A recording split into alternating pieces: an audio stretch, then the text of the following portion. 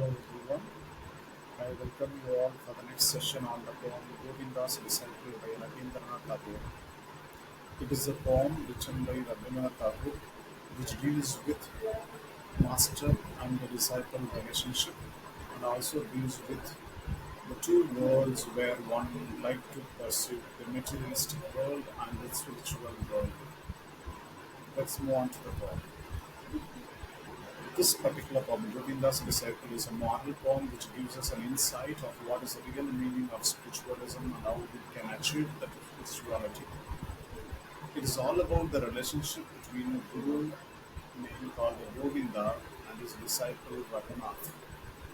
It shows how materialism creates a barrier in the way to achieve spiritualism. Here, Govinda teaches Raghunath a material pleasure and spiritual pleasure that cannot go together, and we have to choose any one of them to pursue what we would like to do in our personal life.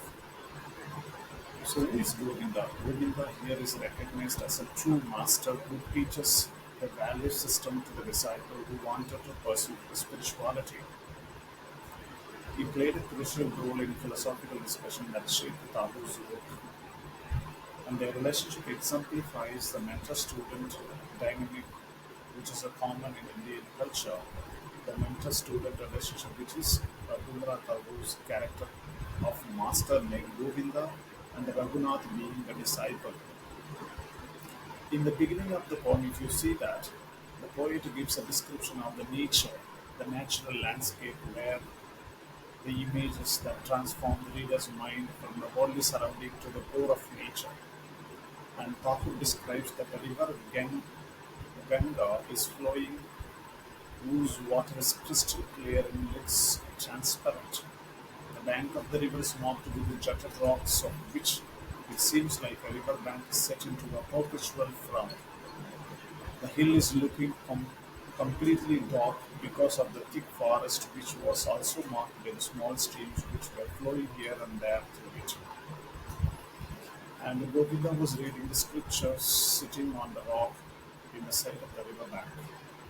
And Raghunath, the disciple, came with a pair of bangles as gifted to his as a gift to his master. And the master was not satisfied with it, and he wanted to give him a lesson. So he let one of the bangles to roll down into the river, swing it, and Raghunath desperately jumped into the river to find it out. But Govinda looked unbothered. With no time he started reading, continuing his scripture. But Govinda, the water of the river, looked unworried, and it continued to hide it away and moved it his own wish. After long search, Raghunath came to his master and asked him to say where the bangles were. But suddenly the Raghunath shocked, and the Govinda master threw the other bangle into the water and said, "Here it is." This is how the poem comes to an end. The key takeaways from this poem is how a teacher teaches a lesson to his disciple. The true quality of a teacher is to show the right path to his disciple. Here in this poem, it is shown very clearly. Govinda taught Raghunath that we should leave attraction of the material pleasure, and then only we can feel the spirituality. And the poem ends in a very abrupt manner which gives a strong and a powerful message. Thank you.